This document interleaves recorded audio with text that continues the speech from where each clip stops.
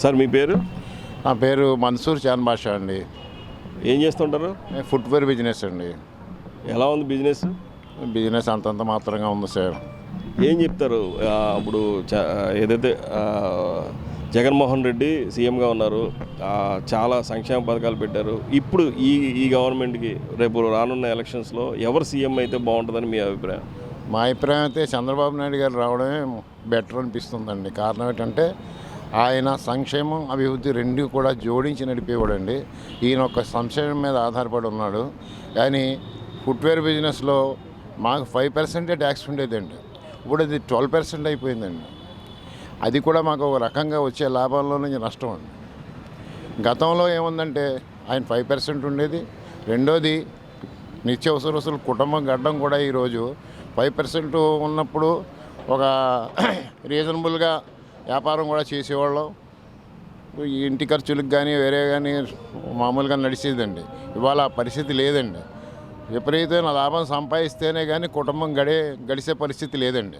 నిత్యావసర వస్తువుల కాడి నుంచి అన్నీ కూడా ప్రతిదీని ఏదైనా చిన్న సిమెంట్ పని చేయించాలంటే ఇసుక తేవాలి. ఇసుక అనేది బంగారం రేటుకి అమ్మింది మొన్నటిదాకా. ఆ పనోడు రావాలంటే గతంలో 300-500 ఇస్తే తాపీ పని వాళ్ళు వచ్చేవారండి. ఇవాళ 750-800 ఇస్తేనే కానీ తాపీ మేసి రాని పరిస్థితి అండి. ఇటువంటి పరిస్థితుల్లో ఈ ప్రభుత్వం ఎంత తొందరగా మారితే అంత మంచిదండి.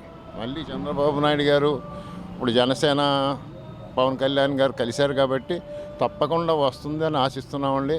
తప్పకుండా రావాలని కూడా కోరుకుంటున్నామండి. ఇప్పుడు పెన్షన్స్ కానీ లేకపోతే మహిళలకు కానీ చాలా పథకాలు ఇస్తున్నారు. ఆటో వాళ్ళకి కానీ అమ్మఒడి అని రకరకాల పథకాలు ఉన్నాయి. ఈ పథకాలన్నీ మరి మీరు లబ్ధి పొందుతూనే ఈ మాట అనడం ఎంతవరకు కరెక్ట్? ఇది గతంలో కూడా మరి చంద్రబాబు నాయుడు గారి టైంలో పెన్షన్ 200 రూపాయలది 2000 రూపాయల దాకా చేశాడు కదా ఆయన.